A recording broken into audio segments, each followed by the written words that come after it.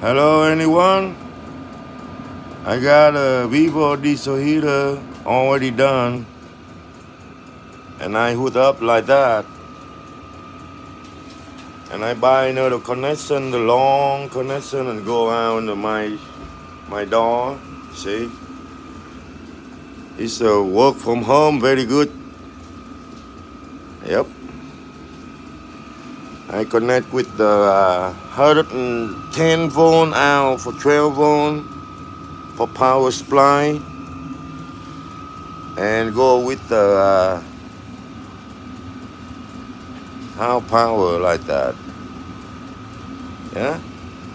I tried a couple of days, working good, keeps my house warm with the small diesel heater, like that one.